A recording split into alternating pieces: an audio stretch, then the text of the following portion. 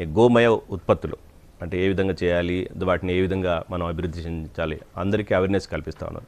So ఈ క్రమంలో ఒకటి చెప్పండి, ఎంతవరకు అంటే ఒక రైతుకు నిజంగా అదనపు ఆదాయంగా ఉంటుందా? తప్పకుండా గోవుతోనే ఆదాయం వస్తుంది. రైతు మర్చిపోయాడు, పూర్వకాలంలో గోవు అన్నది మన ఇంట్లో ఒక సభ్యులే ఉండేది. తర్వాత దూరం అయిపోయాము యూరియాస్ వల్ల. కానీ ఒక్క గోవు నుంచి కూడా తన వ్యవసాయం కన్నా ఎక్కువ ఆదాయాన్ని తీసే ప్రయత్నం చేస్తే 100% సక్సెస్ ఉంటుంది. ముందు ఇంట్లో ఆరోగ్యం బాగుపడుతుంది, అందరిది ఆలోచన విధానం మారుతుంది. తర్వాత ఆ ప్రోడక్ట్స్ కొనడానికి చాలా మంది రెడీగా ఉన్నారు. నిజంగా మనము ప్యూర్ ప్రోడక్ట్స్ ఇస్తే తీసుకోవడానికి ఎందరో రెడీగా ఉన్నారు. నేను నా జర్నీని స్టార్ట్ చేసినప్పుడు కాలేజీలో వచ్చిన ఆరోగ్య సమస్యలు, పిల్లలకు వచ్చిన ఆరోగ్య సమస్యల వల్లనే నేను ఈ ప్రయాణం చేయాల్సి వచ్చింది.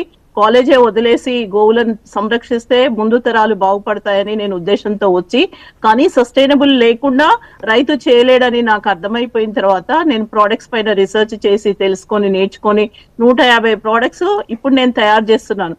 కానీ దేశంలో 250 కూడా తయారు చేస్తున్నారు. ఉదయం లేచినప్పటి నుంచి పళ్ళ పొడి నుంచి మొదలుపెట్టి రాత్రి నిద్రకు వాడే ప్రాణశక్తి వరకు కౌ ప్రోడక్ట్స్ వాడొచ్చు. అందులో ఎలాంటి డౌట్ లేదు. నాకు బీపీ ఉండేది ఇంతకు ముందు. ఎప్పుడైతే నేను గోపాలన మొదలు పెట్టానో ఇప్పుడు బీపీ లేదు. డాక్టరే అడ్వైజ్ చేశారు నాకు విత్డ్రా చేసుకోమని. నేనే దానికి స్వయంగా ఎగ్జాంపుల్.